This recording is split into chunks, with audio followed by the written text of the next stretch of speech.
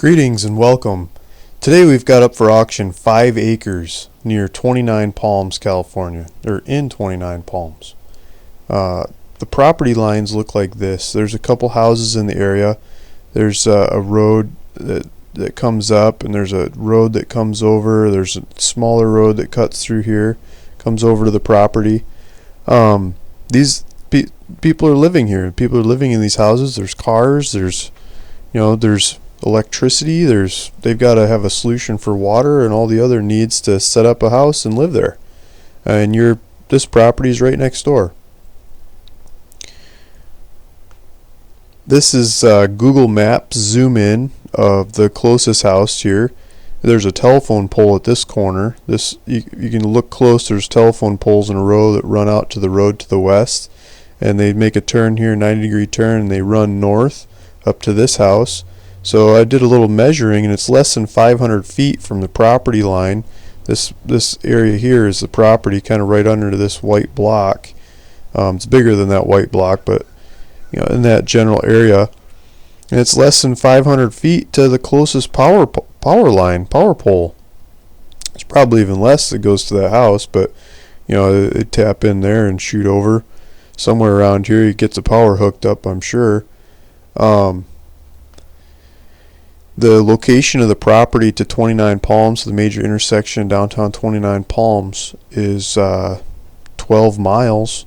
You can take Amboy Road or the Twentynine Palms Highway, and you kind of go either way. Google Maps is pulling off the neighbor's address. This isn't the actual address of the property, but the neighbor's house, that one that's just to the northwest of this property. The weather today, it's windy and cloudy and rainy by the coast in Southern California, but on the other side of the mountains, it's warmer. It's not as windy, nor near as windy. It's still partly cloudy, but most of the time this part of the world is sun, and it's 65 degrees tomorrow.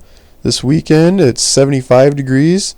That's November 8th. I don't know when you watch this video, but we're talking early November in Southern California. 75 degrees. What a beautiful temperature.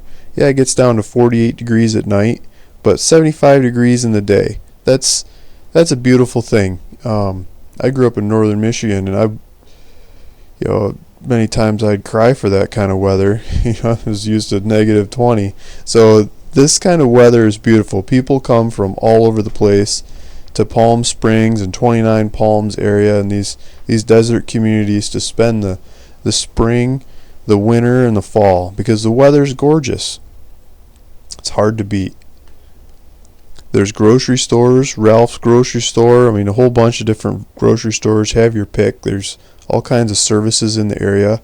There's restaurants. Restaurants come and go all over the place, from fast food, cheapos on up to fancy dining, world-class dining, right in the area. There's hospitals. There's from your neighborhood place that you can check in, emergency medical center, to full-on world-class hospitals. These hospitals service a lot of people, and they're right there for you, just in case. Looking back at these maps, all this green on the maps, the hospitals, the restaurants, and the services in the area are surrounded by parks. Joshua Tree National Park, all kinds of Mount Jacinto. There's this beautiful tram that goes up the mountain. You can go from desert to snow in 10 minutes, really. There's gorgeous contrast between these mountains and the woods and the weather that's going on here compared to the hot, dry desert that you'd rather spend a lot of the time in. And San Bernardino, we'll get into that, but I want to start with Joshua Tree, because Joshua Tree looks like it's out of a Dr. Seuss movie. If you've never been to Joshua Tree, it's worth a visit, whether you're interested in this property or not. It's beautiful. It's vacant, it's barren. You can go have a picnic in the desert and not see anybody or hear anybody. No cars, no horns, no music, no talking. just quiet, peaceful desert surroundings. And you can camp there, you can travel, you can hike, you can take pictures. What's really popular is rock climbing. People come from all over the world to go rock climbing in the Joshua Tree. But my favorite, I'm not so much for rock climbing. Lots of people love it, but I like looking at the stars. The night sky in the Joshua Tree is gorgeous. You can have a campfire, you can camp out without a tent because it's dry, and watch the stars. And you can watch the moon go by, or better yet, you get a night with no moon. You can see the Milky Way, and you can see stars, more stars. You see shooting stars, and just more beautiful sky than you ever thought possible. And it happens in a place like this because there's so few lights. And where there are people, they have regulations on the lights. They're trying to have dark skies because they cherish these nights, these beautiful stars that everyone loves to look at and see. If you go up the mountains, you can get into the trees. There's lakes, there's streams, there's fishing, there's hiking, there's bird watching. You can take the dog for a hike in the woods and not see anybody in lots of these trails. And you're in Southern California. That's one of the beauties of Southern California. You can go from the beaches to the mountains to the desert, and you've got all kinds of climates and flora, fauna in between. So a short drive, a day's drive, you can go to all kinds of picnicking grounds and explore this part of the world from your property in the desert, where in November it's 75 degrees in the middle of the day. In the winter, snow starts kicking in. You start getting some of these storms like we're having now in Southern California. Might be a little too early to dump snow on the mountains, but coming up pretty soon, those mountains are going to start getting capped in snow.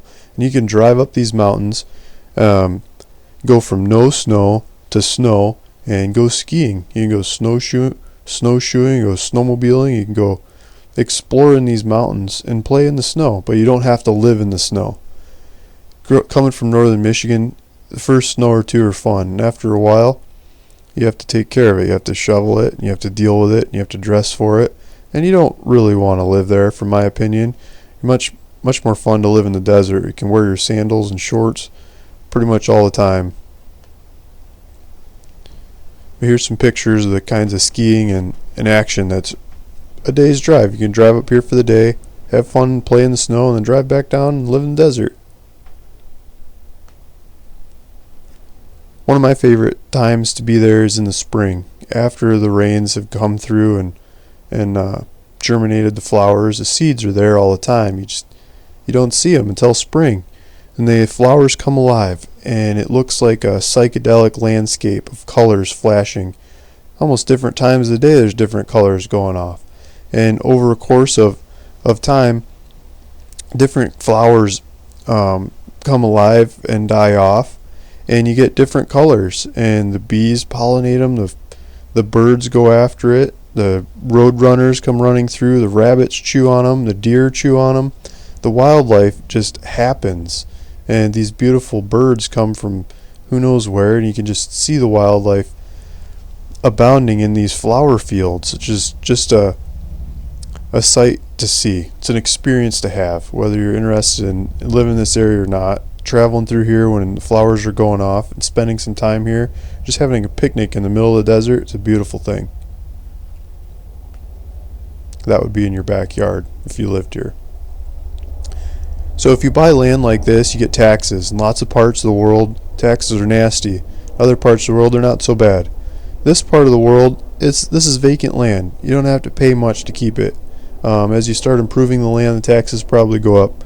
But for now, until you start improving that land, start building something someday, the taxes are pretty low. It's $68.08 was one, or $68.05, like $68 twice a year, $136 and some change a year. Right now, there's taxes due on this property.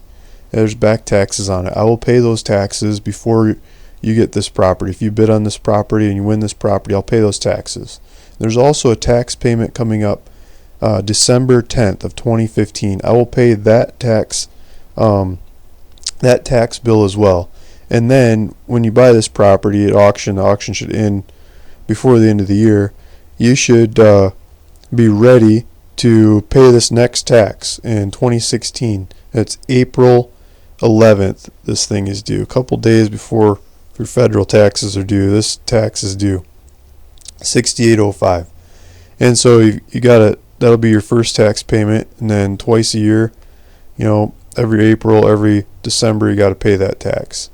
But that's what they've come up with. And if you're late, they do some penalties and charges, and this is what the penalties and charges have been. $8 penalty, $10 to sell the thing to someone else. Interest is $6. I mean, it's really, in my opinion, small numbers that we're talking about to maintain this thing. Even if you're late and you forget some, or a couple of years go by and you say, I got to pay those taxes. They don't slap you with monster fees. This is a low tax area is what I'm trying to say. And holding on to this land is really simple and easy. You can set up automatic payments and stuff with these guys. So how much is this land worth? That's always the question. I'm always scratching my head. There's a website called Land Watch that I think is the best to look at land for sale. You can cut, slice, and dice all kinds of different areas and attributes, whether you like whatever kinds of activities you like. You can find land that appeals to that. So I did the 29 Palms area where this 5-acre property is. I searched for 29 Palms. You can see up here. And they came up with a whole bunch of different listings, 700 listings or something. And so I sorted them from price low to high. And I'm not looking at the quality of the land or the attributes of the land, like power and neighbors and beauty and views and those kinds of things. Just the price, the lowest price, because I think my stuff's going to be a lot cheaper than that to start out. And hopefully you get it, you can turn around, you can sell it on here for more. So from price from low to high, a couple things come up. There's auctions on bidforassets.com that aren't priced. There's a 1.33 acre, so like less than half or almost a quarter of the size of what I've got up for sale for $2,260. There's one 29 Palms is an auction. Here we go, 5 acres, $2,500. It sold. $2,500. That's a lot less than any of these other ones on here. The prices start skipping up from there. But this was the cheapest one that just sold. Like, they probably had it listed for a day or two before it sold at that price. And it looks like some rocks. But they've got a neighbor like ours. They probably got power there. And you can go on the website and look at it. But it looks like a rocky hill that you get for $2,500.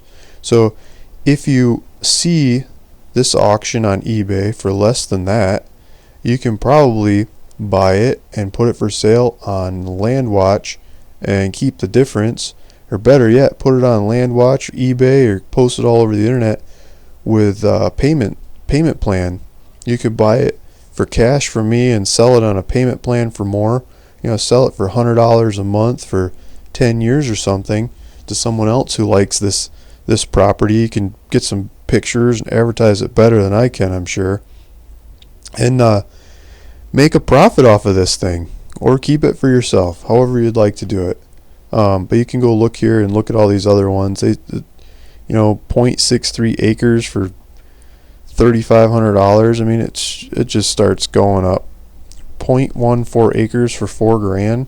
Here's 5 acres for $4,000. Here's another. So that looks like the cheapest one that hasn't sold. $4,000. This auction's starting at $1. So we'll see where it goes.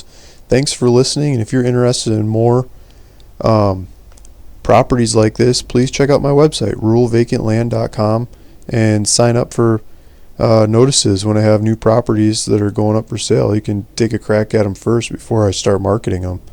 Thanks for listening.